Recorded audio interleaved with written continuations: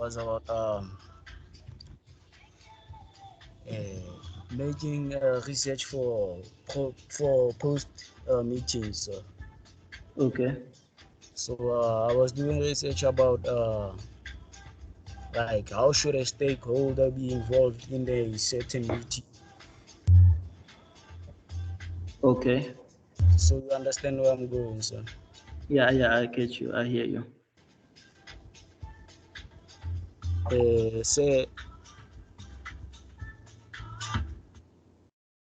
Say, can you hear me? Yeah, I can hear you, Wesley. Oh, so I was doing research about how could stakeholders be part of the meeting and how should a meeting be ran, like regarding the people who should be part of the meeting and what Yeah. should actually be spoken about and the types of resolution that are supposed to be in place for a meeting. So Okay. All right. I guess I will see the most of the detail when your report comes out. No? yes, but Thank. I was one of those who did a report and not research. You understand? So Oh, okay. So already you knew what you wanted to write about. That's why you didn't do any research. no, not that way. So, but you can put it that way. Okay, no. So, Okay. I know. Like I get you. I get you. Thank you so much.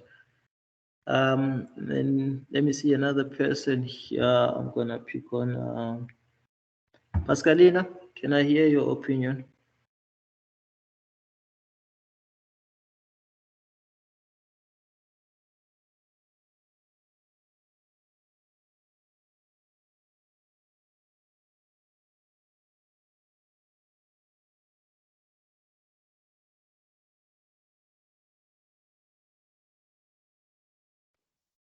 Hi, TC, how are you? Sorry, I'm sir, good. how are you? I'm good, Pascalina. How are you? Thank you. I'm struggling with my video, so if it's okay with you, can I just log out and rejoin again? Okay, like just first give me like feedback on your research, and On then my from there, page. yeah. I was doing an HR report, ne? But I was looking at the angle that I came from was let me go back to my research. Sorry, my report. Okay. Yes, just a second. Where is that? Okay, so I created an imaginary company, ne, Okay. whereby we service banks, and basically what we do is we I have it written somewhere here. Oh, I found my thingy, my research. Yes. So basically, what my company does, okay, the name of the company is Skylight Pty Ltd. So we are a resourcing house, primarily focusing on supplying clients within various industries, but the ITC one is at the top. So we service them with quality top tier candidates that what we call IT specialists. Okay, I was looking at it is we supply what are these? Okay, yes. So we mainly supply these. It could be banks. Yes, with a digital bank, time bank at the top. So so what we do is we supply them with professionals that have skills within UX and UI design.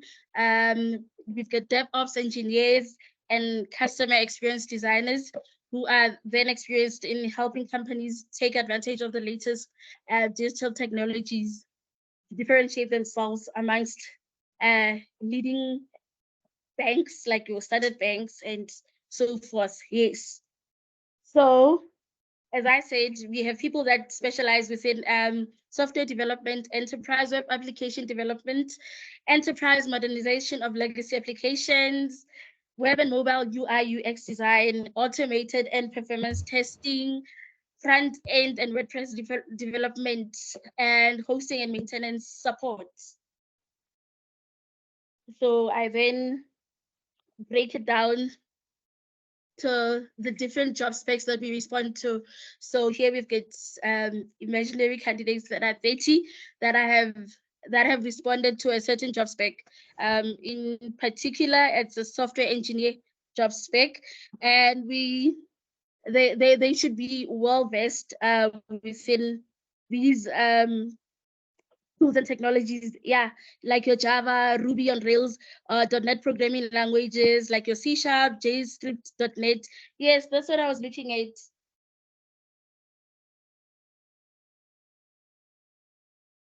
Hello? I heard you. I heard you. Oh, okay, yes. So, okay, Yes. interesting. It's a lot of work. It's a lot of work.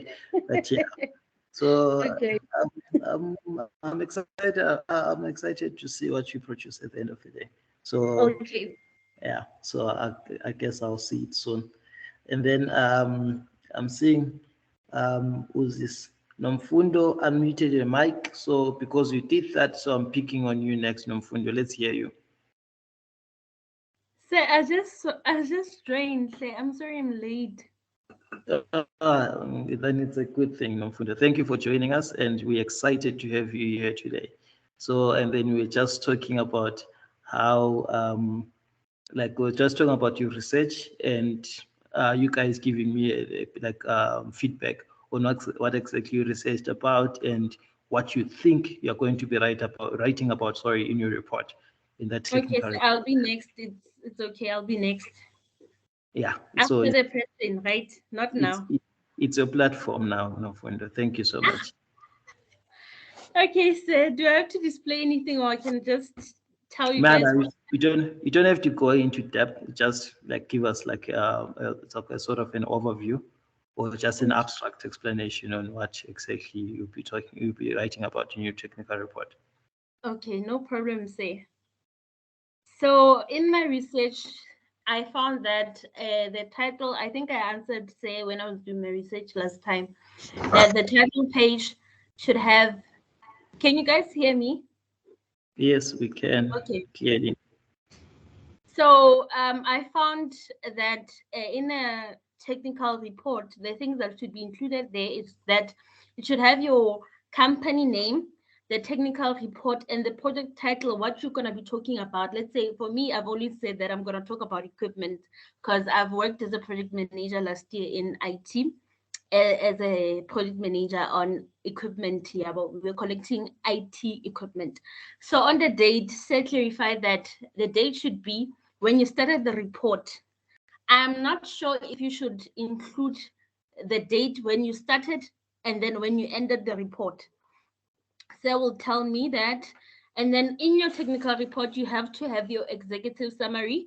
The executive summary provides a brief overview of the project. It highlights the key findings and the recommendations. And then we go to table of content. As I said, that me like linking the technical report to the meeting. The table of content is something like an agenda, because an agenda has the introduction, the person that will introduce us and everything to the meeting, right? Even here on the technical report, under table of contents, we have the following. We have introduction, objectives, methodology, results and analysis, discussion, conclusion. The seventh one is the recommendation. The eighth one is the reference. And then the ninth one is the one that I can pronounce, appendices. Yes, that one. Then we have the introduction. Someone might be asking, what do I write on the introduction? On your introduction, you write the section introduces the project, providing background information and outlining its importance and relevance. It also defines the problem statement and presents an overview of the report structure. So here you tell us exactly what your project or your report is based upon. And then we have objectives. Here, objectives are the sections that state the specific goals, like what are you trying to achieve, in the project that you are going to be busy on. And it clearly defines what the project aims to achieve as well. Like what do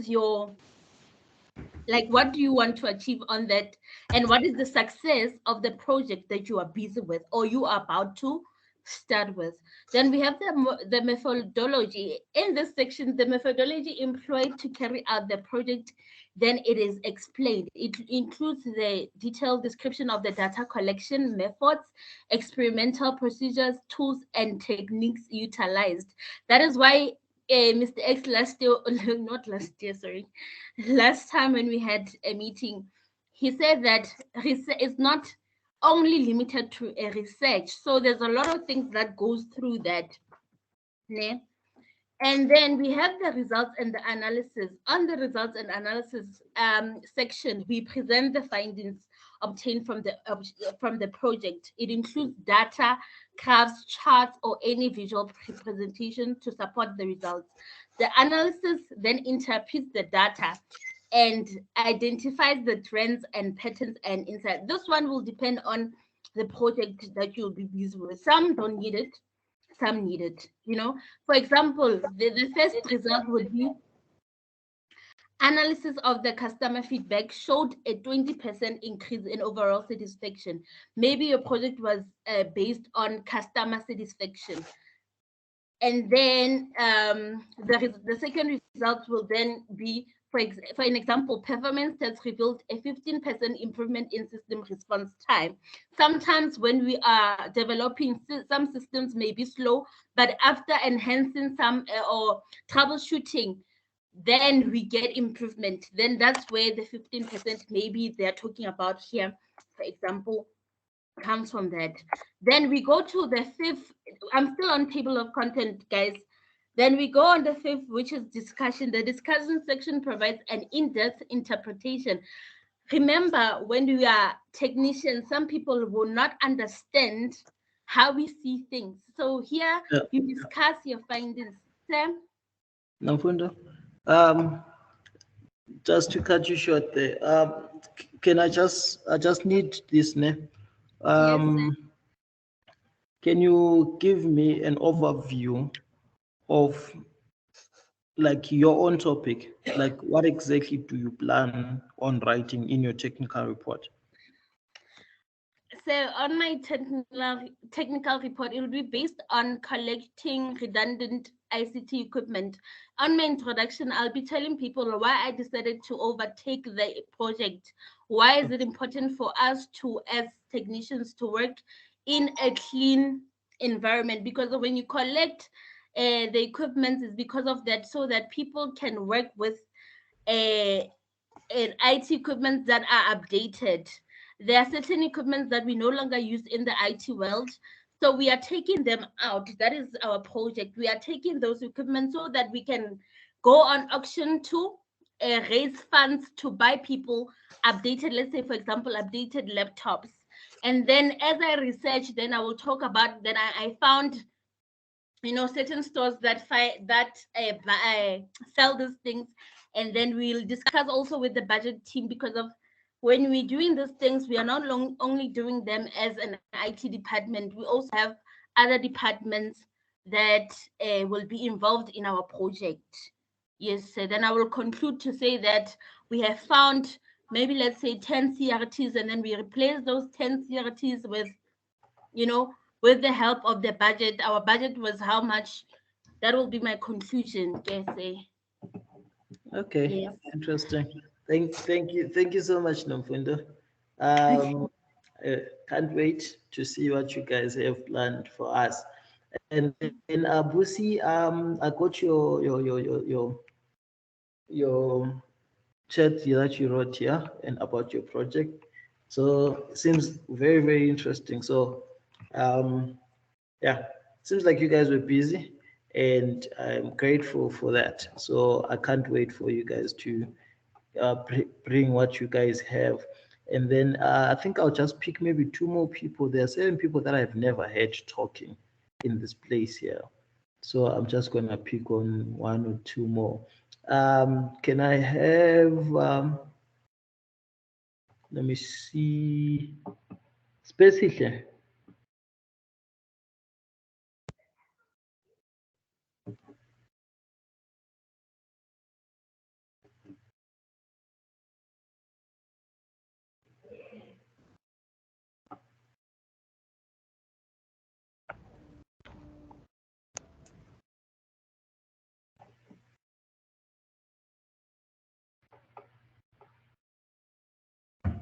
Specifically? Afternoon, Mr. TC. Oh, yes, basically. You okay? I'm good, Mr. TC. How about you? I'm very well, thank you so much.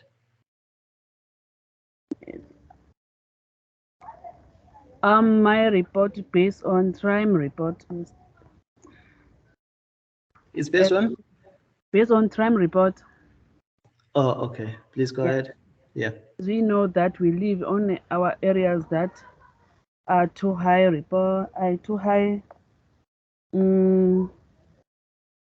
high crime. We have people who are robbed our areas. So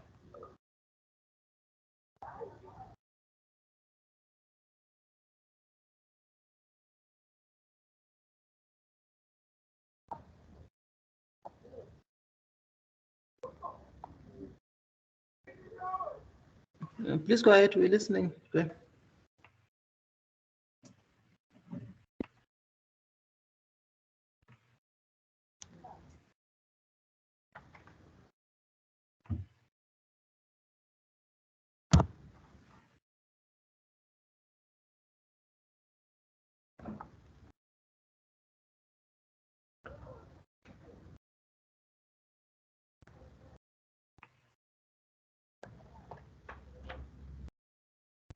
sir, do you have me? Yeah, I heard you, Spe. I heard you. So you said that your report is based on crime. So that's the technical part, right? So your report is based on crime, and because we're living like okay, like a lot of people, they basically live in high crime areas and stuff, and then you based your report on that. Is that all, or you adding something, or that's it?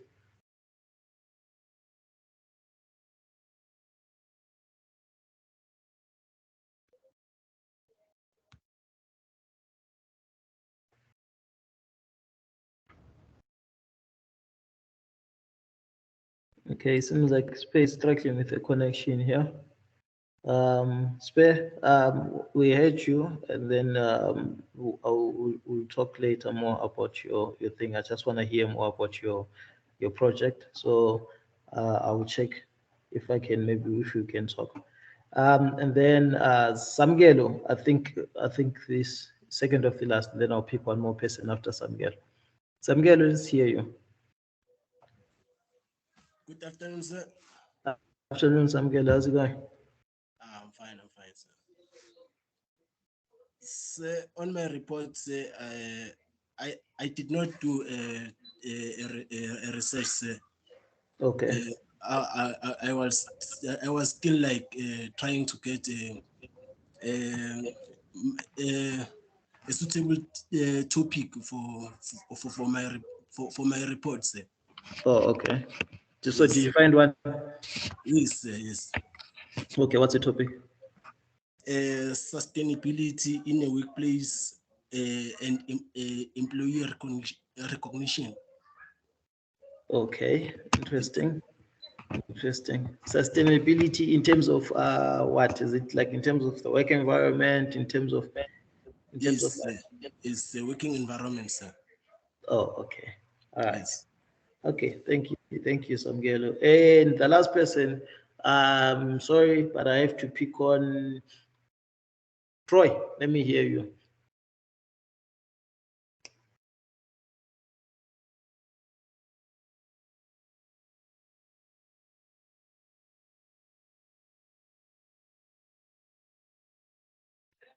Good afternoon, sir.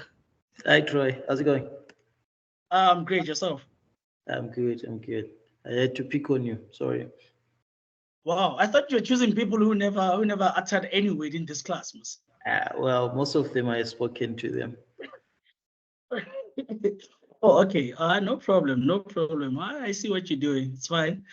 Well, my research my research is based on macroprocessor revolution and also computer and display, which entails the computer hardware and also the system itself, a software itself.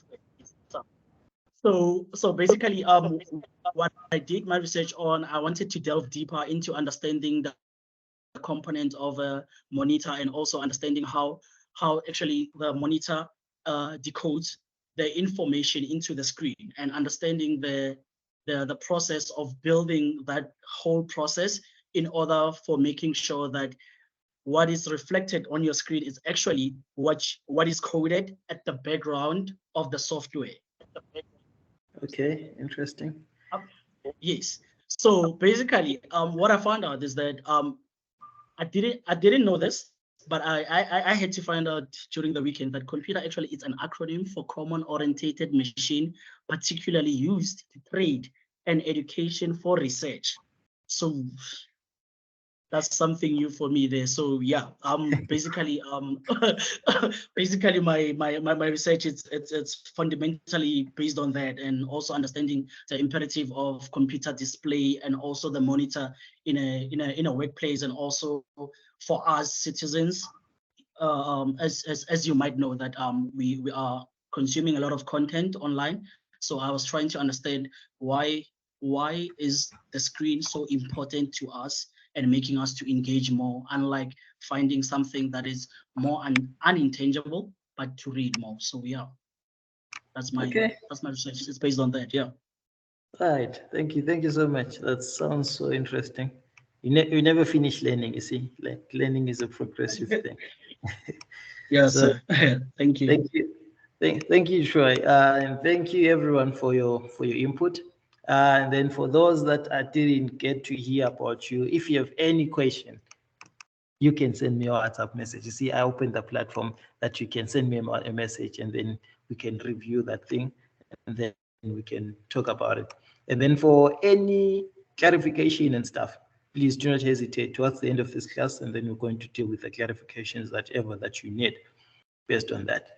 And now, talking about the report, I'm pretty sure some of you have already started writing the report, and the whole exercise, why I've been doing this, like the whole point of this exercise is I need to know what exactly you guys are planning, so that at least I have an idea of where you guys are headed, of which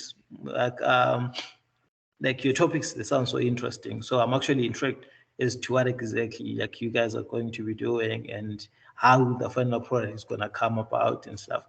So I'm so excited. I can't wait to see that. Again, thank you for your research and for stealing your weekend. But anyway, it's okay. It's only 6 months of your weekend, so it's fine. Then you'll be fine after 6 months, or actually after a year, I don't know, between the two. But like at the end of the day, isn't it? It's going to benefit you guys. So yeah. On this note now, the only thing that we are left with in this module is something quite small, but I want us to start with the programming element. That is the next thing that is coming up. I think I'll be starting with that probably from today's Monday. Yeah, probably on Wednesday or Thursday. Then we'll be starting on the programming element, because we're almost done with this module that we're currently doing. So we're only left with one thing here, which is basically presentation. That's the only thing that we're left with. So let's just deal with it today and see if we can finish that. And then afterwards, and then you guys, the only task that you have is to finish your formative and your summative. And then from there, then we can submit. And then we'll look at that. So probably your formative, as I say, that by Friday, it's supposed to be done and supposed to be submitted. So you have until Friday midnight for you to submit your formative. It's supposed to be complete, that entire formative for the first program thing. So yeah, unless if anyone has got a question, then let me address that question now before I move on.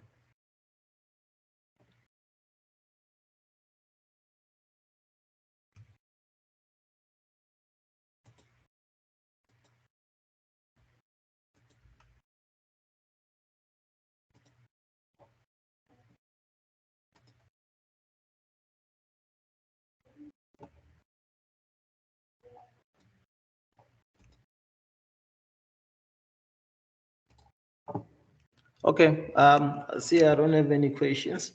So I guess I'll just have to move on.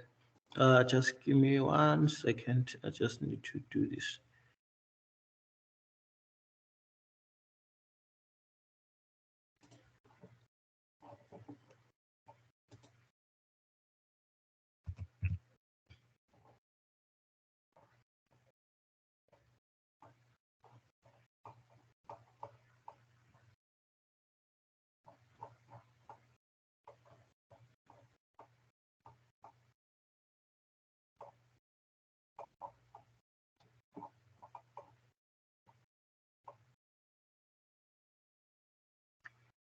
So now, this is where we were last time when we ended. We ended on this part here where we're talking about presenting information on a public setting.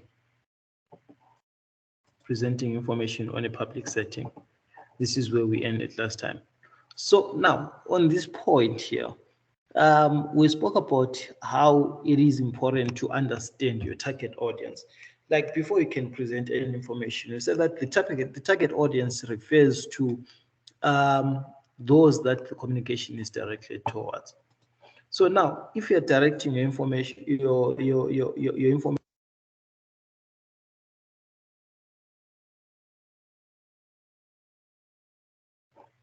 If you're directing your information towards any specific target group, it is very important for you as a presenter to know your target audience, because now those people are the ones that are receiving the information. So which means whenever you write a report and then you need to present it, then how and to whom do you present it to?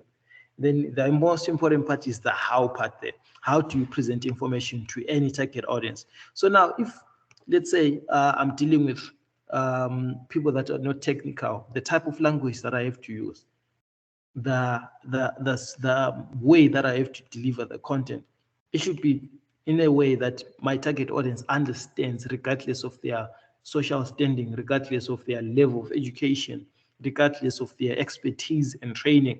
It doesn't matter. But when you're presenting your information should be able to cater for all of those people. They're supposed to know, and then actually they're supposed to look, supposed to watch you, they're supposed to listen to you, and at the end of the day, when they leave, they're supposed to understand exactly what you're talking about. Yeah. So now,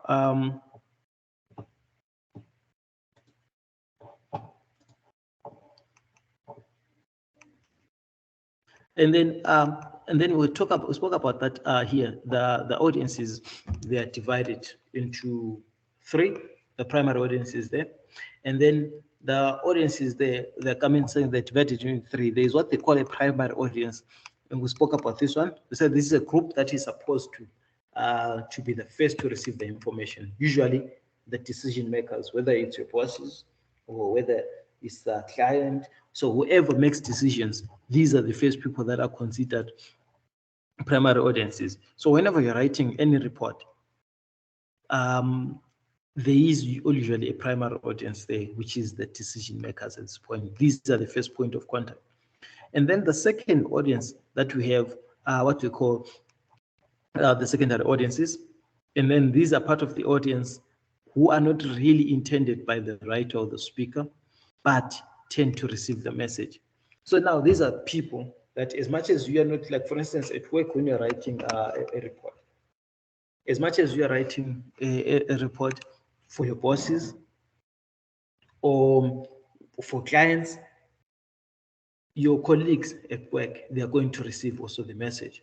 But now, do you intend to speak to them? No. Do you intend to write to them? No. But the fact that they are there in the organization, the fact that they play a certain role in the organization, they're going to receive whatever particular message that you have. Because now, remember, the sender in the communication process there. So that is also another very good example. Like for instance, the people that you communicate with, the receptionist at work there, the administrator. See, all of those people are secondary audiences there. And then the tertiary audience, now these comprise of different sectors that need to be informed and consulted about the beginning of any project or program. So now these here, are the other audience. So these are the three main audiences that we have.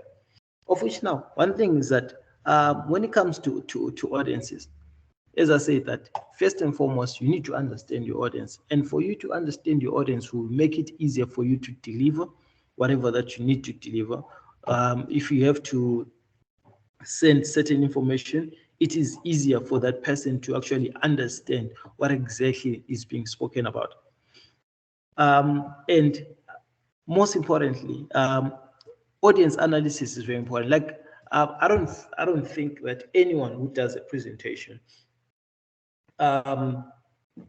will make any impact if they do not analyze, because this is something that has to be done almost after each and every time. Whenever you deal with your audience, there is supposed to be an audience analysis.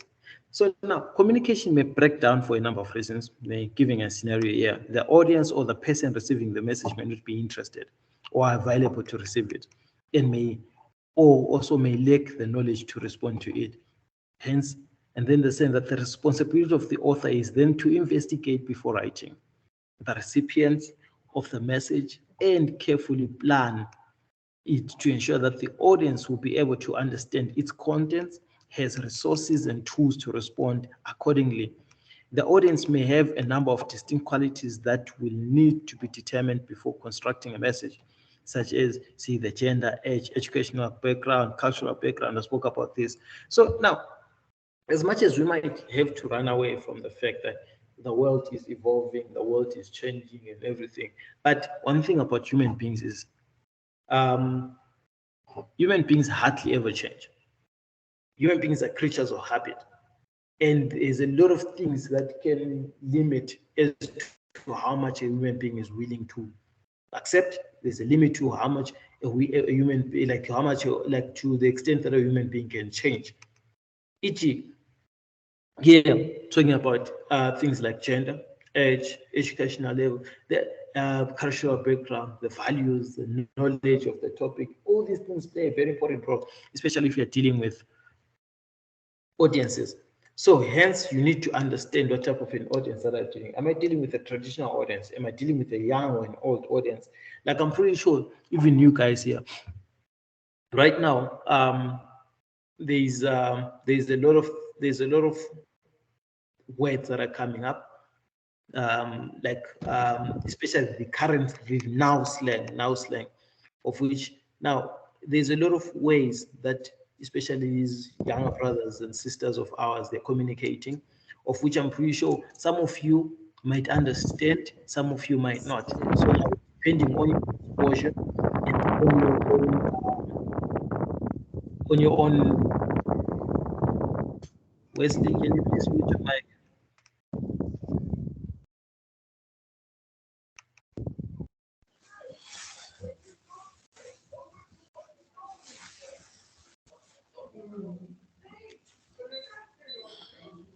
Samgelo. Thank you. So I was saying that now that your brothers or our young brothers and sisters, they have a lot of words that they've brought in.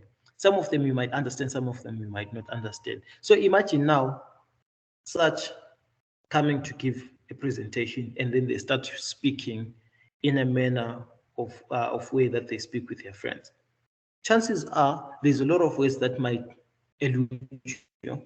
You might not understand them. Simple, because you do not understand what the words are talking about, or you might even misinterpret the word. They might say a certain word, and then that because that word, like you don't understand it, and then you're thinking like, maybe they insulted me, but they might not be insulting you. They might be saying something that just skipped your understanding. You see, so hence it is very important for you to understand the type of the people that you're talking to, so that they can understand the message that you're trying to put forward. So now, and then your message should be written in such a way that the recipient receives the information that they need to receive. If it's an executive, give the executive whatever that they need to receive. If it's an investor, give the investor what they need to receive, because not everything is for everyone. Like for instance, now you go to an investor and then you start telling him about like about your current product that you're going to make, and then you're telling them about the technical specifications. You start talking about how the maybe the Internet of Things links into this and that. You talk about, like, some of them, they're not, they, like for most of them, they're not even interested in all these things, especially if you look at company executives, they're not really interested in a lot of information. For them, they're mostly interested in specific topics that run the business. Anything else that doesn't relate to what they do, they're not interested in. It's like if you come and to approach a coder, for instance, and then you start talking about financials in a company, they're not interested in that. A coder is simple what it is, a coder. They're interested in the coding aspect to make and design whatever that they need to do. Hence, there are certain questions that you need to be aware of. So the audience analysis questions, they seem to be very important. Like, for instance, whom are you writing to? Are they a superior? Are they a colleague? Are they a peer? Are they an owner or manager?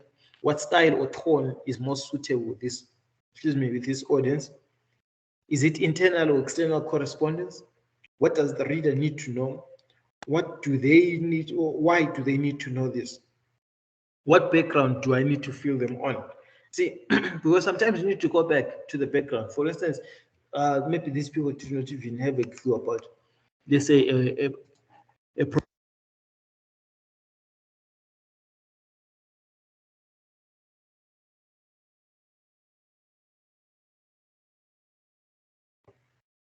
about a product.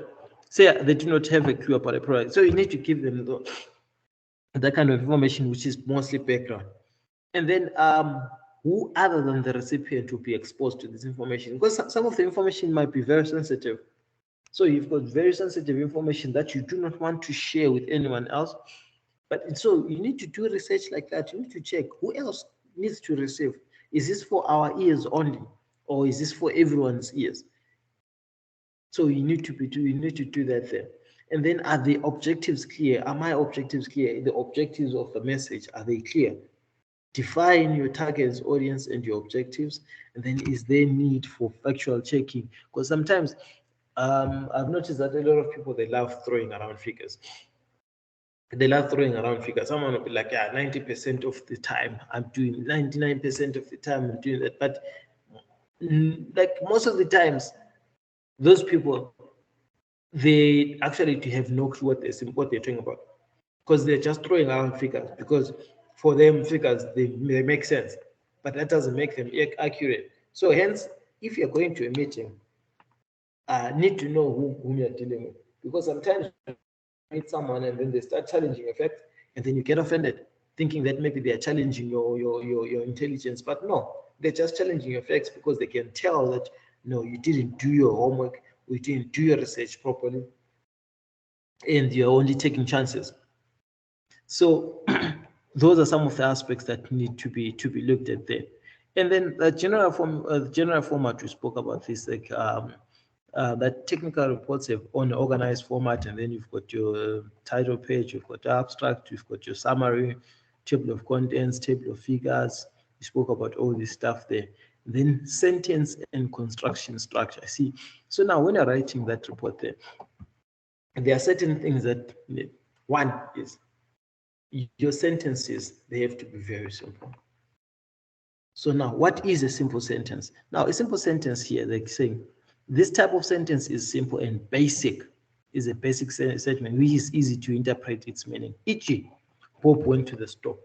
I don't need to explain anything when saying Bob went to the store. We know that there's a store and there's Bob. Bob went there. So you cannot now say, like, okay, where did Bob go? What is a store? Like, because we can define what a store is. See that Bob and Sue went to the store. But now, if you wanna be very straightforward, and then you can even do one better, you can say that, maybe say, Bob went to Mall of Africa. See, very simple and direct sentence. So this a simple sentence doesn't have a limit. It can be a long sentence, but it is imperative that these sentences here, they have got a very simple meaning, and it is very important that they should be brief, man. Like when you're doing a sentence, it's supposed to be a very brief sentence there. And then number 2 here, they're saying that this should be compound. Now, compound sentences, these sentences join with a conjunction. See, hence, you've got a simple sentence that is brief, and then you can join to another sentence using a conjunction, which is these words like and, but, or, yet, for, e.g. Bob went to the store and Sue went to the office. So you're joining them, the sentences there. The negotiations were successful, so the diplomats returned home.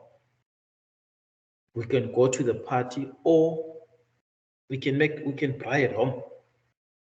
See that? So all of these, your words are using conjunctions or conducts, and then from there, and then you simple joining simple sentences. So basically, a compound sentence is a simple sentence and another simple sentence that are joined together. And then also now, and then they say we can also make use of complex sentences. Now, when it comes to complex sentences, now these sentences you use subordinators, e.g., because the problem proved difficult, they decided to form a committee. You see, now you're making use of a sentence that is like, it's not exactly joined, but it's a sentence that actually now gives you an explanation, a further explanation of what exactly is happening. For instance, here, because the problem proved difficult, that is the first part of the sentence. And then what happened after they decided that the problem was difficult? Then they decided to form a committee. See, so now that is a statement that gives you, and then from there, and then it also gives you what happens afterwards. And then a compound complex sentence, it's a combination now of a compound and a complex sentence there. And then they give you these sentences, they use a conjunction in the subordinator there. E.g., then since the proposal that we wrote was accepted and we started the project. See, now this one here, the one on top here, it doesn't have a conjunction because they didn't join this because it's simple one statement, one sentence, a simple one sentence. But this one here is made use of a conjunction, which is the end part there. So are we on the same? Are we still on the same track, guys?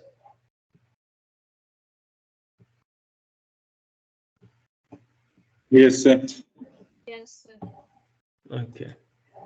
So and then now, they talk about the sentence length we spoke about it, that the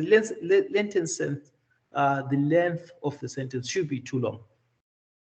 It should be too long. It shouldn't be too long. If you have a long sentence, try to break it down.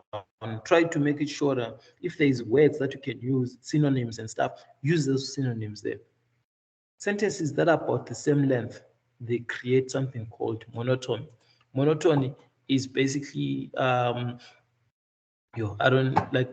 trying to see how I can define what monotony is. So monotony is it's unnecessary repetition. It's unnecessary repetition. It's like basically saying the same thing time and time and time and time again. Because it's that sameness in pitch. It's annoying, like for a person to keep on saying the same thing again and again. Like for instance, I just made a monotonous sentence because I said the same thing twice.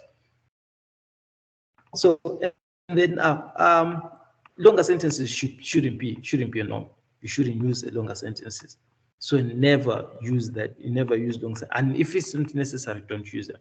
And then now, when it comes to that, and then which means also your paragraphs, they shouldn't be too long.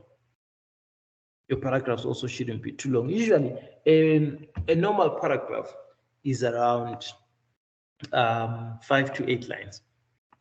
Anything more than that is just too big.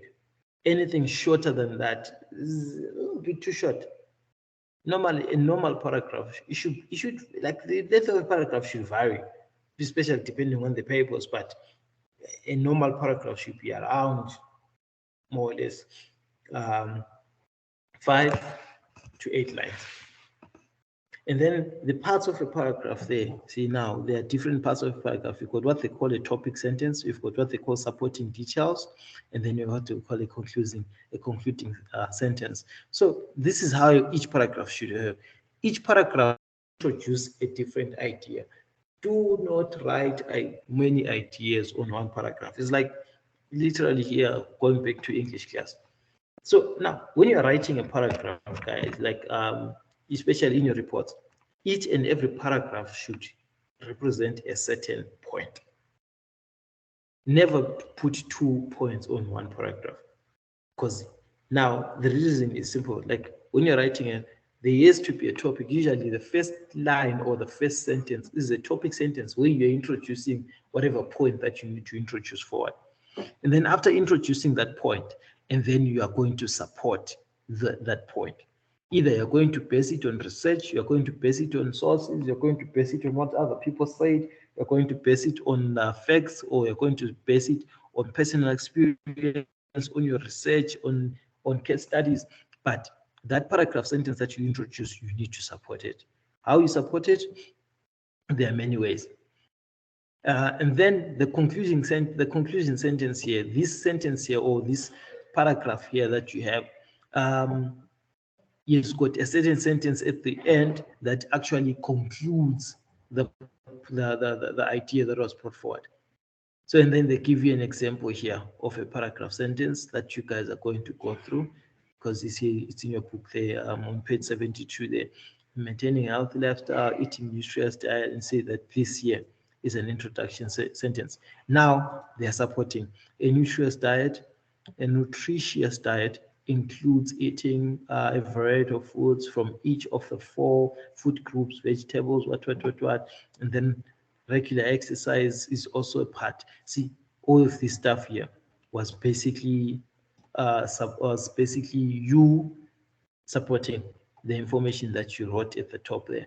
And then lastly, and then they conclude, most expect exercising at least 30 minutes a day.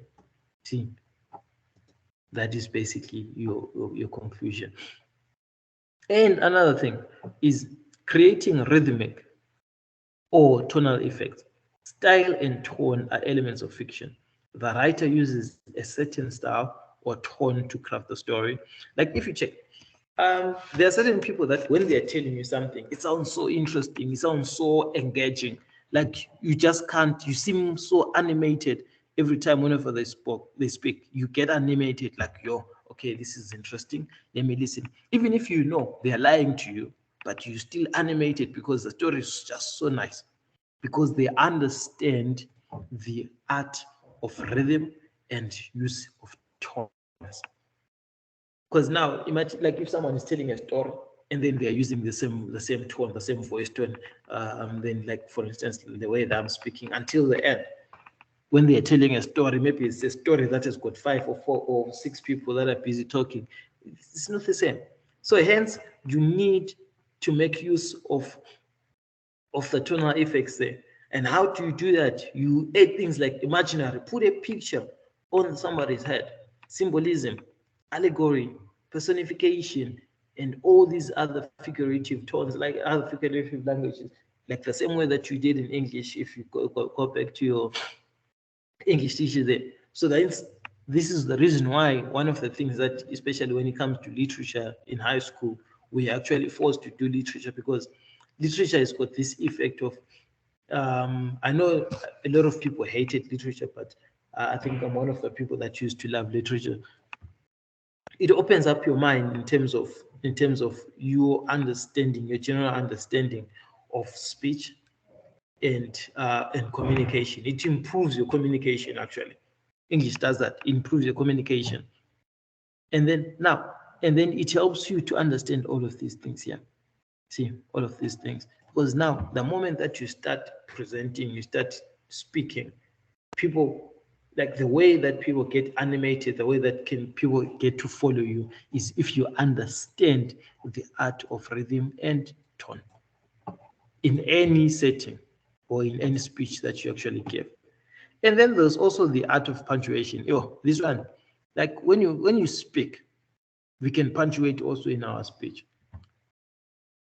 Like now, imagine someone is speaking and then someone speaks for a good 5 minutes without pausing. That is like writing an essay without a single pause.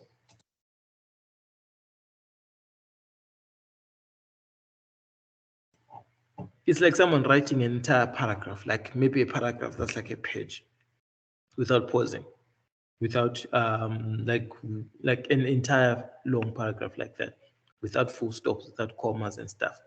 That doesn't make sense. So hence also, the same way that you write, it's exactly the same way that you punctuate when you speak. When you speak also, you need to emphasize something. If there is a full stop, emphasize the full stop. Show that you are done with that particular section.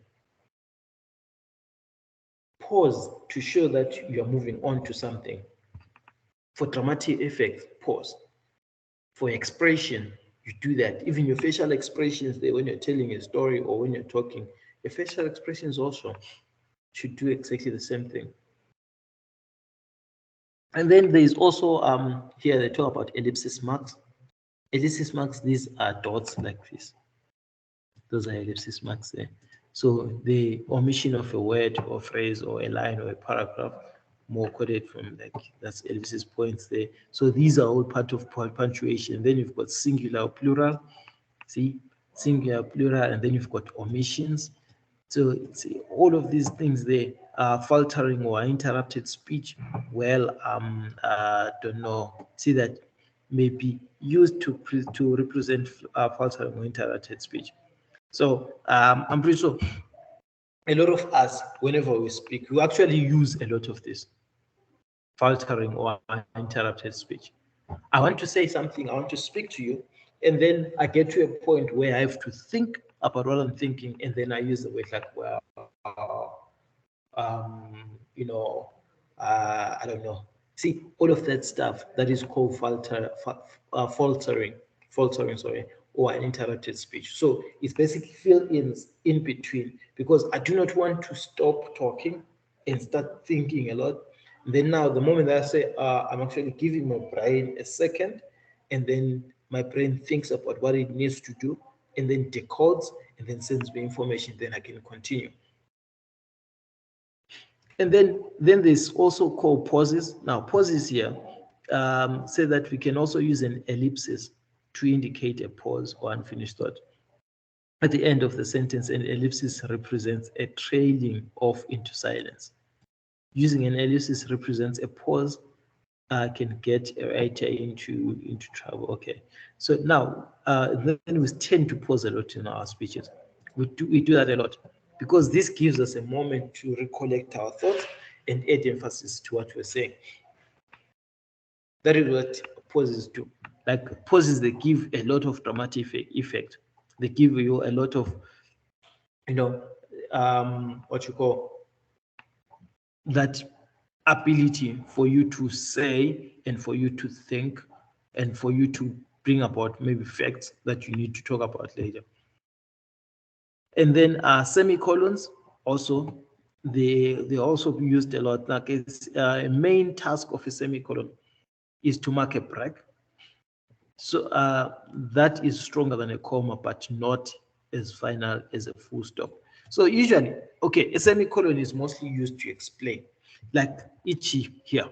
They're saying that a road runs through a beautiful wooded valley.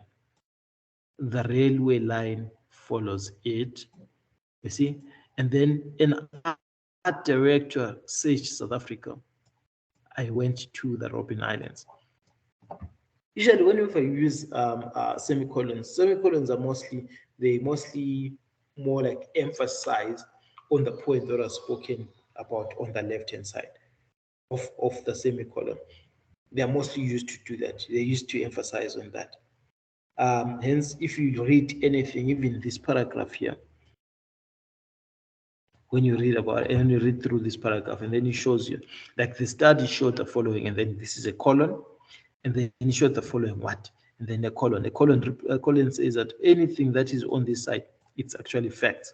And then from the 76% and whatever, and then over a third And then you see, so basically you're presenting many different points, but they are basically complementing each other, all these points there. A semicolon requires that the reader take a longer pause for a comma than for a comma, and then is used to separate sentences that are closely linked. See what I was talking about there, that your sentences have to be very, very closely linked for them to be separated by a semicolon, because otherwise you just need a comma.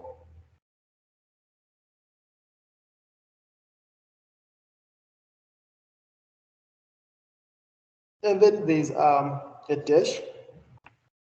A dash. Now, say that we use this to mark off information or ideas that are not essential to an understanding, and also to show that other groups or other kind of break in the sentence where a comma, semicolon will be traditionally used. Like, for instance, even to link two different sentences, you can use also a dash there to link sentences there. And now to write reports, we spoke about this. To write report now, no, I'm saying we spoke about this. Like to write a report, report writing. That's what we've been talking about all this time. So there are certain things that we have to look at. So regardless of the stuff that we're busy looking at here about when you're writing a report, things to pay attention to. Now, that was just preparing us to write a report, things that we need to know for us to write a report. And then now, how then do we do that? How then do we write a report? How do we go about it? So now when you're writing a report, the very first part here is saying that the wording and phraseology is appropriate to the recipient. We spoke about that part there, that the recipient has to be able to understand your message. Bottom line, your recipient has to be able to understand that particular message. Whatever message that you are bringing forth, that you are bringing about, the recipient has to be able to understand that particular message. Just 1 second.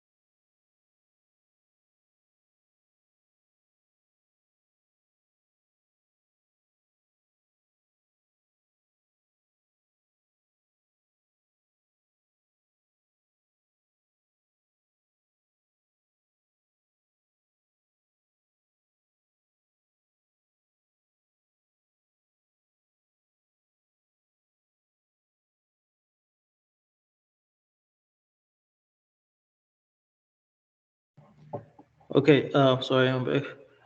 So now, we're talking about the wording and the phraseology that is appropriate for the recipient there. And then the next part here is that the layout of the report has to be correct. The layout of the report has to be correct. So now that report layout, it has to be very, very correct. It shouldn't be in such a way that people will be trying to, find out what exactly that you're trying to say, and then you've got ideas that are overlapping. The table of contents is there.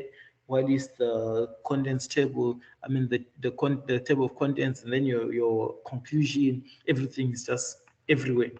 The layout should be correct, and then the report contains the correct headings, because you don't want to give people the wrong impression. Now your heading says something else, then the content also says something else. The content also says something else then. And then the report is unbiased and it's very factual. Like a lot of problems that a lot of people face in different organizations is that the base of factuality and bias. A lot of people, like whenever they write certain reports and stuff, they only base them on the good things. They do not want to write about the bad things or the disadvantages or things that might be wrong, which is also on the other side very wrong, because you need to be very factual and you need to be very unbiased. And then the report should be readable, which means the fonts that are used, the type of the language that is being used, all of this stuff, if a person is supposed to be able to read it and stuff. And then now, on that note then, which means first things, do a draft. When you're writing a report, before you write something, going back to English in high school, remember how they used to force you, or how they used to force us, I'm also going to put myself in that, to write a draft. Like I never knew the importance of a draft until some time later, especially until when I got to varsity. I never knew the importance of a draft. And then most of the times I was always complaining, I'm like, why are they making us write a draft? I can just write my essay and submit it the way it is. That's what I used to think. I like, these guys are not being reasonable. Like, why are they making me write drafts and things like that? And then now, until I got to varsity there, final year project, and then you had to make a final document that I needed to submit with my project. And I don't know how many times that document had, like the number of errors that document had, and it was always being sent back each and every time. It would be sent back each and every time, sent back. And then we had to ask at one point, like, why are we getting sent back? They're like, no, your document was not revised properly. So what you're supposed to do was to write a draft, send it in, and then we send it in to our professor, who was supposed to look at that particular draft, read it through, send corrections, send it back to us, and then we correct it, and then we send it back. And most times what they prefer is we write the first draft is approved by the professor, and then you send it back, or the lecturer, whoever is teaching at that point, you send it back, and then the second draft, and then you give it maybe to final year students or people that are doing honors or masters. Then they also approve, and then they send it back to you, and then from there, and then you finish up the third draft, which is usually the final, supposed to be, and then you send it back, and then that's one that they will take. But if you don't do that, and then they will just take and start marking, and then you get a very low mark because your work hasn't been drafted properly. But now, and that is at school. But imagine now you are at a company where you are working, and then you are sending a document that is full of errors like that. It tends to affect your professional image. It also affects how your clients, your managers, your project team members, how they look at you. So a draft, you have to send it to your colleagues. Let them look at it. Let them read through. Let them correct your facts if your facts are wrong. Because there are times when you're going to make mistakes. There are facts that you do not know. Then you need them to go and look at that so that it can come back to you, and then they can say, okay, cool, now we can send it forward. And then begin writing with the main text, not the introduction. Introduction is usually the second of the last thing that you write. Second of the last thing that you write, because the last thing is the conclusion. Because even bibliography and the references and all that stuff, the appendices, the addendums and stuff, you actually put them before the introduction and before the conclusion. The conclusion is the last thing. After you have done everything, you have collected your information and stuff, then you do a conclusion. So the introduction is done just before you write the what you call, just before you write the conclusion. Second of the last thing, because let your ideas flow, and then read through your ideas, then take from those ideas that you have flown with, go and write them in the introduction. You see, and then now, and then make rough sketches of diagrams and graphs keep a numbered list as references. I spoke about this. And then your report layout.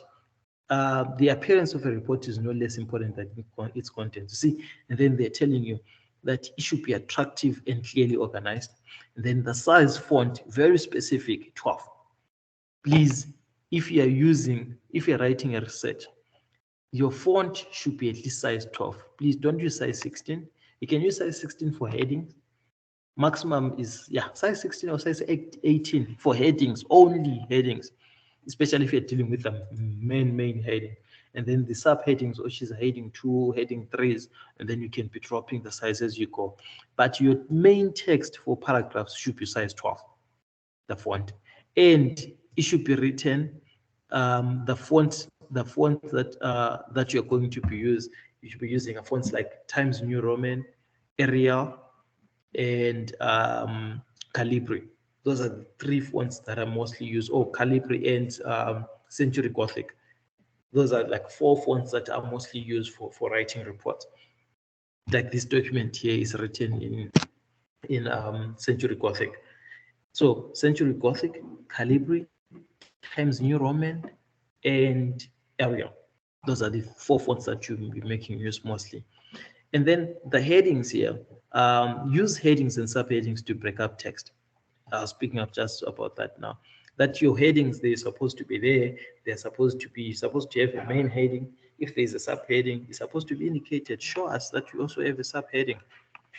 And then Microsoft Word makes it very, very, very easy, because Microsoft Word has got things like the subheading, it's got a heading, things like that, and it can create all of these things there. So if I will show you, I'll show you how some of these things are done. Maybe in our lesson tomorrow, I'll show you how to do these things there, like especially how to create a table of contents, subheadings and headings and things like that. And then diagrams, graphs, and maths. Your document writer or a document maker like Microsoft Word and stuff, it can do all these things here. It is often the case that technical information is most concise and clearly conveyed by means other than words, because words are not the only way of conveying information. There are many other ways of conveying information. Other ways are diagrams, are graphs, are tables. Sometimes you even need mathematical calculations. These are different ways that you can you can show your information and you can communicate that particular information there. And then now, after you're done with that part, then comes the revision of your report. Now you need to revise your report, revising that first draft. So that first draft that I was talking about needs to be revised. You've prepared the first draft, go back, look at it. Because remember, it's a professional document. It's because you can't afford to have mistakes, especially spelling mistakes. A spelling mistake is not something that is acceptable at work. Like you can maybe deal with other mistakes of maybe like a grammar mistake, but even that also is not really accepted. Hence, your document needs to be reviewed and reviewed and reviewed and revised until it is up to the professional standards. And also, the figures there, they need to be correct. Hence, see that the essence of a successful technical report lies in how accurately and concise it conveys the intended information to the intended leader. So now imagine this scenario here. I've got a technical report, and then I write figures, and the figures are wrong. So it means the message that I've been trying to convey is not accurate. So it means the whole point of me writing that report is devoid. So because I need to go back, and rewrite. So if I had an entire meeting based on that, which means I also wasted everyone's time. So all of those things, they need to be taken note of there. Proofread that document there. Every document that you have, every piece of written work, from the content to the layout, every process throughout, even your emails that you send, they need to be proofreaded. You cannot just send an email and then it has a lot of mistakes and stuff. And then how then do you write your report? And then you write your report using word processing. I spoke about that. Then there are certain advantages and disadvantages of using these word processing softwares there, or say desktop publishing. These packages, they are talking about packages like Microsoft Word, LibreOffice for those that are using Linux. But I'm pretty sure all of us here are using a Windows computer. So if you're using a Windows computer, chances are you're making use of a word processor like Microsoft Word. So I'm pretty sure that's what almost like all of us have, because we're so spoiled doing that. And then they're saying that there are two useful tips there. Do not bother with style or formatting a document until you are doing your final draft. So whenever you're doing your previous drafts, do not make them stylish. Like your first draft, just make it basic, because you just need to convey a message. You need to be corrected, they will correct you. But after you're done, like let's say you have finished everything, this is your final report that you need to present. Now that document, now you can style it as much as you want. And also any graphs that you need to finalize them on the final report. And after you have everything that you need to gather. And then checking the presentation of information. Now, when you're presenting information, there are certain things that we need to deal with here. As written documents are being edited, the presentation of the information can be changed to enhance the ease of understanding, meaning of text and information there, including your text, your graphs, your charts, your diagrams, your tables there. So now when it comes to that, then the illustration is part of the draft report. See, now all of that, if you see here, there is like an illustration of taking this table here and presenting that information in a graph. Now, any human being is able to, like human beings are able, like they interpret information into how the information is presented to them. It's actually easier to read a bar graph than to read a table, even though it's basically the same thing.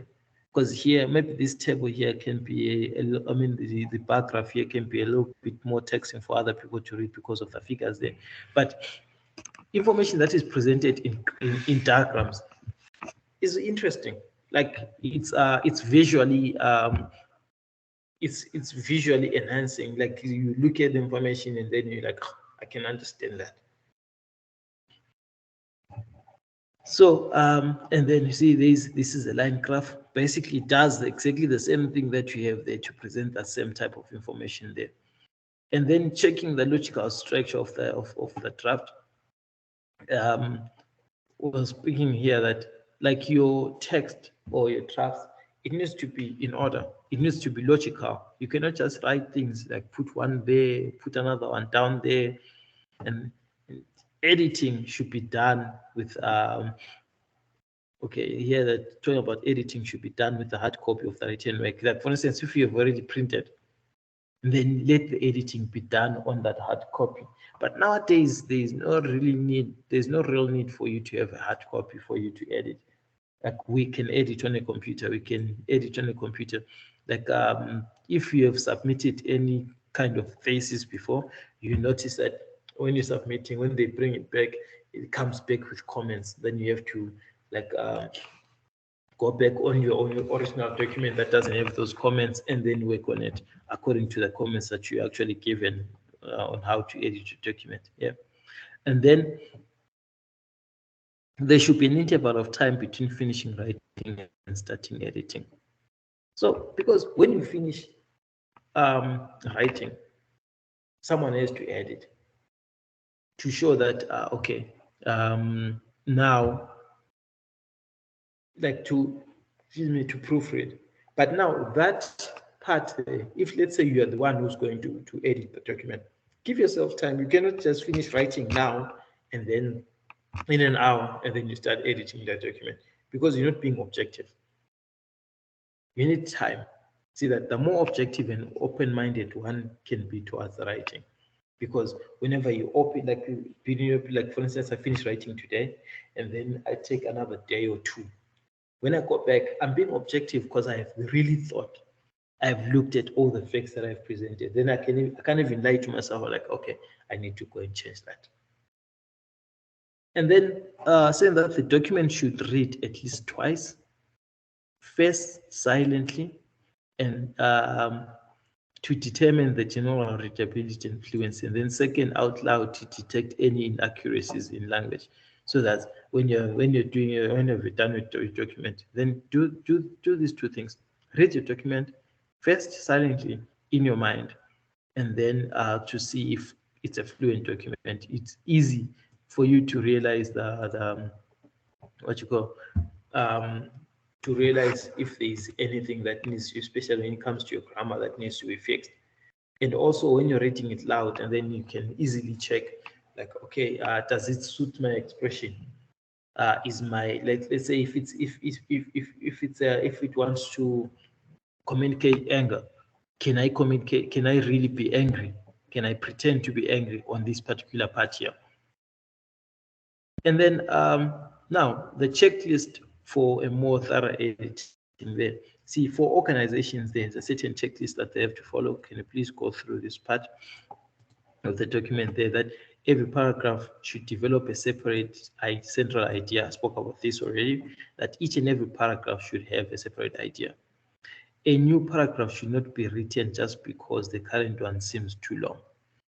If your current paragraph is becoming too long, but it's still communicating the same point, it's fine, carry on. But do not, like for instance, if already you have added maybe 4 or 5 points, do not add any points, just finish up those points, because I'm pretty sure if you have 2 or 3 points, as long as you're not repeating and everything, then it's okay. And then the text should be clearly stated, at and by the end of the introduction. It should also be followed throughout the paper. And then check your transitions. Like your transitions are basically how your speech flows in a logical order. Like you cannot have some transitions that are breaking right in the middle of climax, like you there, and then from there, and then your transition, it becomes something else. So here they're explaining here, do the paragraphs flow into each other, one following the other in a logical, do they make logical sense? And then does every sentence in a paragraph flow logically into each other? Do the transitions between sentences in a paragraph help you connect ideas? Is there any more, is there a more appropriate connector to be used, or can a different connector be used? See, all of these things there, they need to be checked, especially if you're dealing with your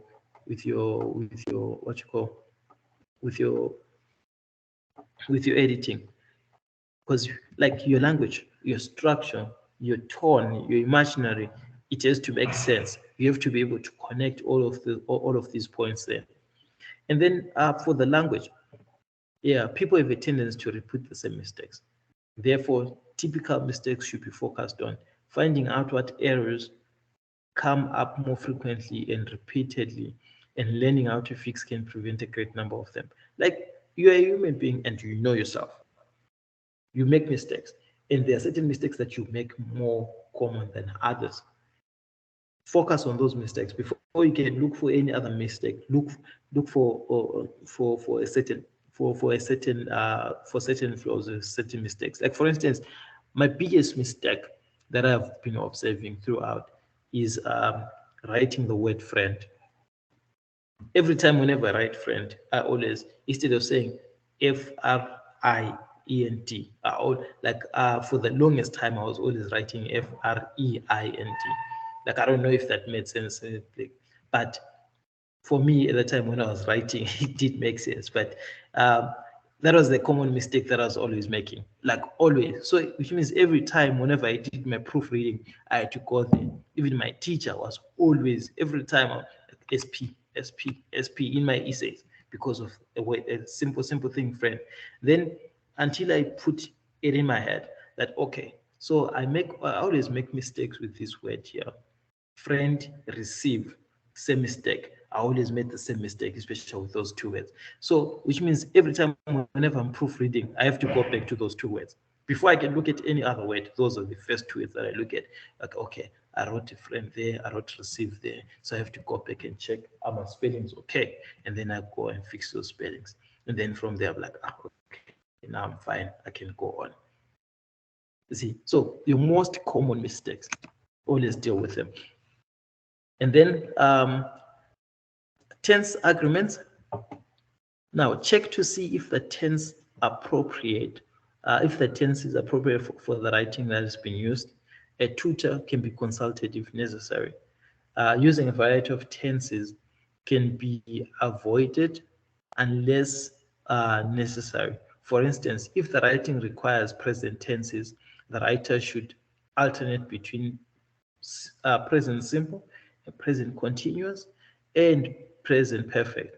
I don't know if these ones, they make sense to you, these tenses that they're talking about there, because it seems like we're indulging more and more and more into English. But does this make sense, colleagues?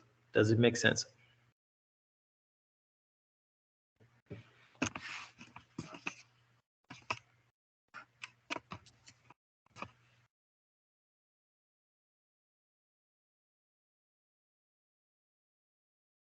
Hello? Or am I talking alone?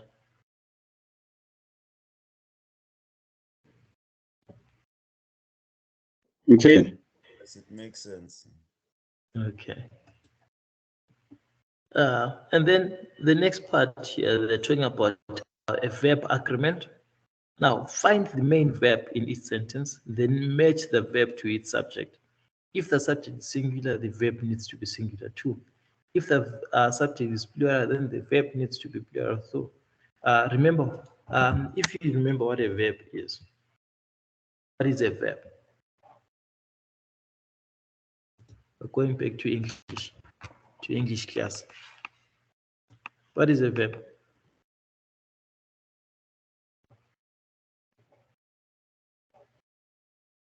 You know? An action word. It's an action word, you see. So now, in this case here, they're saying that that find the main verb, that action word in that sentence, and then match the verb to the subject. What is the subject? The subject is whatever that you're talking about. So if the subject is singular, the verb also, the subject verb, it also has to be singular. But if the verb is plural, which means the verb also needs to be plural. So because it has to make sense. That is your language. It has to make sense.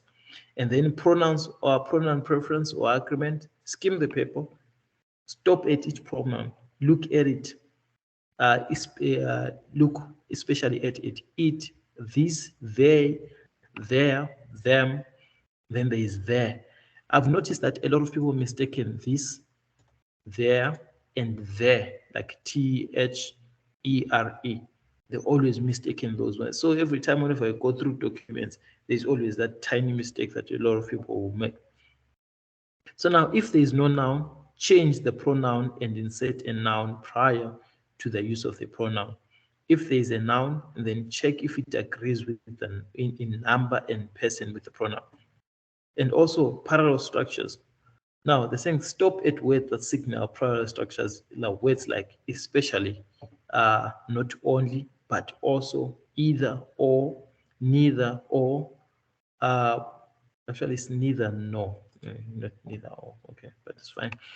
Both, and then make sure that items, adjectives, pronouns, and so are the same grammatical form. So because you do not want to make these tiny mistakes, especially when it comes to this, they are supposed to match. They're supposed to match these parallel structures also. And then now, another point that we need to be aware of also, they're talking about the mechanical aspect of writing, that any possible spelling or punctuation mistake, there are certain points to consider. Check if every sentence is ended with a full stop or a question mark or an exclamation mark. If there is a need for that, Those are some of the things that should be checked. Commas. If you are working for, if you have conjunctions, you also need to check, are they followed by the appropriate period, or exclamation, or a comma, or something? Are followed by the appropriate items there? So those are some of the things that you need. And then capitalization of cities, countries, names, streets, titles, and then quotations if you're dealing with other people's ideas there, the flow of information there. Do you have a necessary reputation, consistency? All of these things there, they need to be looked at there. So now, and then there is this part here, appropriateness of to audience and the purpose of writing the document. See, now, after you have finished everything that you needed to do, after you finish with everything that you need to do, now, to be an effective writer, I must use a language that is audience-centered, not writer-centered. That's why if you check the most effective writers in the world, the ones that produce the best, they are more audience-centered. They write for people. They don't write for themselves. But that doesn't mean that there are other writers there that have written books that are beautiful. Like you read it, like you're like, wow, this thing is a work of art. It's like a Da Vinci, but in writing, in a book form, and like a painting. But the issue now is, whom do they write for? Do they write for themselves? Because most writers, that's what they do. They write for themselves. Because now the book is a piece of art and everything, but it doesn't communicate with the audience. It doesn't talk to the audience. It just talks to them. So now that is a very important note, especially if you are effective. For you to be an effective writer, whether you're writing a technical document, whether you're writing a speech, whatever that you're writing, communicate with the audience. Be audience-centered. Never be right-centered. Never be like, no, this is a technical document. Only technical people need to understand it. Which means now you're writing for yourself. You're writing for people like you. You're writing for yourself and not writing for the audience. Now, what if the audience is the one that has money to give you what you need? Then you're gonna lose out simply because you're self-centered, or you're career-centered, something like that. So now ask yourself certain things. Who's my audience? We spoke about this there. And then does your document have multiple audiences? And then remember those audiences, they're primary, secondary, and tertiary there. What factors impinge on your audience? And then how knowledgeable is your audience? So all of those things need to be looked at there. And then now, after you've done that, now then you can write your report. Now, your reports are written for specific reasons. See that people write for a number of reasons. One, to analyze, to evaluate, to report, to define, to interpret. There's a certain reasons why people write. And then this, we spoke about it, this one here, general study editing strategies there. We spoke about it like that. You need to read your document loud. You also need to role play at times there. And then you need to also to read your document backwards so that you can understand your concepts better now. And then the final part is rewriting the final document. Now, after you have got your reviews, people have reviewed your document.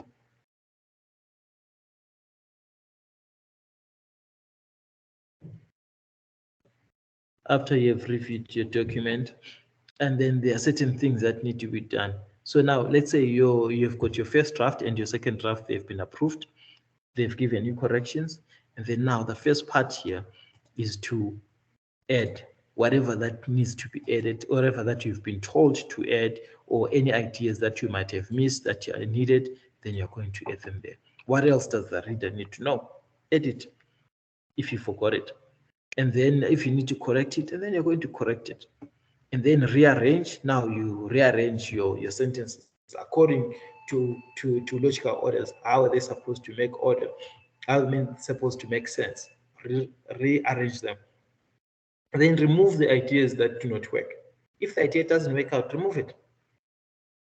If it's been recommended to be removed, remove it. And then replace the ones that need to be replaced. If you don't need to remove it, or they told you to rewrite it, and then rewrite it. Do that. Then you're going to rewrite that particular idea, that particular item there. And then, so today, I think I'm going to stop here. And then tomorrow, this is the last topic that we're dealing with when it comes to this particular module there. This was the last thing that was left here. So I hope I did not lose anyone there. So are there any questions, any queries, any additions, subtractions before we move? Hi, sir. Can I ask you? Yes, Mfundo, please. Sir, I want to know how long is the technical report supposed to be? That is up to you, Mfundo. That is totally up to you, but it can't be anything less than 5 pages. Wow, okay, sir. No, I'm saying it can't be anything less than 5 pages. I have included the cover page and the contents page. That's 2 pages already. Okay. And then there's an introduction, that is 3 pages. And then there's bibliography, which is references, which is page 4, which is that page number 4. And then there's what you call the appendices, which is like page number 5. So technically 5 pages, I haven't even included content inside. So those 5 pages I'm talking about, the basic pages, they don't have any content at all. Right, sir. So on the reference part, are you the one who's going to review the reports before we submit them? Yeah. Are you open to that? I have to review them. Okay, sir. Yeah, I have to review your document. Yeah. So I wanted to ask you, during the presentation here, I want to ask you, like, when we add references, like, let's say the person who's going to review the report, are they part of the reference as well? That someone maybe reviewed the report before submission. It was maybe Mr. Thabo Maphosa, or the reference part, who is included there? Who should be included? But a reviewer is not part of the references. A reviewer is part of acknowledgements. Those are people that you thank at the end. Like, no, I would like to thank so and so for reviewing and correcting and everything. Those are acknowledgements. References, yeah, references are people that you borrowed material from. For instance, you went on Google, and then you find a document from MIT, and then you found then there was some guy there called maybe Peter Chu, who wrote a certain document on mobile phones that are being discarded everywhere. And then he says, okay, we're going to organize them like this. So that that document, maybe that you're going to use it for your research. And then you reference that. Okay, sir. Yeah.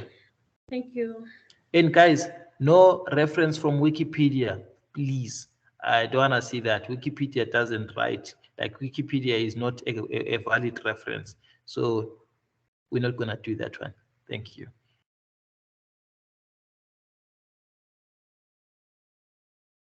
Any other question?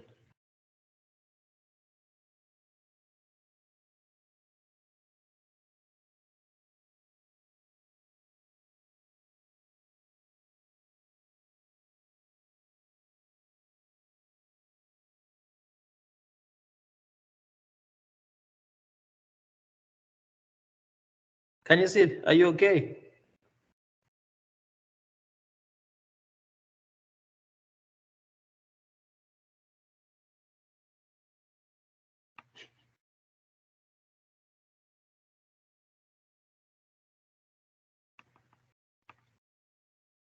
Okay, so if there's no any other question, no input or anything, thank you guys for joining in. and I will see you guys tomorrow. So just continue with what you're doing, and then you can start on your report. And then, but the most important thing right now is that formative. So if you can get it done by Friday, that'd be awesome. So you can be working on your formative for now, and then at the same time also just be working on your report. I know it's a lot of work, but yeah, what can you do about it? Work is what you have to do. So I don't know if I should apologize or not, but I don't think I should apologize for that, because you guys, isn't it? At the end of the day, it's you guys who benefit from the work, isn't it? So all the best in your report writing. And if you have any question, please do not hesitate to contact me. But as I said, I suck in WhatsApp, so like my WhatsApp skills are very, very bad. So what you like, whenever you write, and then when I get to respond, I'm going to respond. But I might be very fast, I might be very slow. So do not take offense of that. But I'll respond, and then I'm gonna send whatever answer that you need from me. So on this note, thank you guys. Let's talk again tomorrow. I'll see you tomorrow around same time, around 2:30.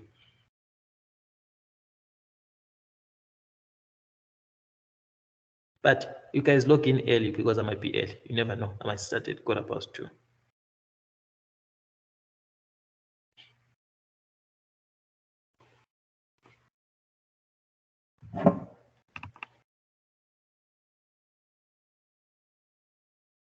Thank you, sir. Bye, everyone. Thank you, sir. Bye, everyone. Thank you, sir. Bye, everyone. Bye, sir. Bye, everyone.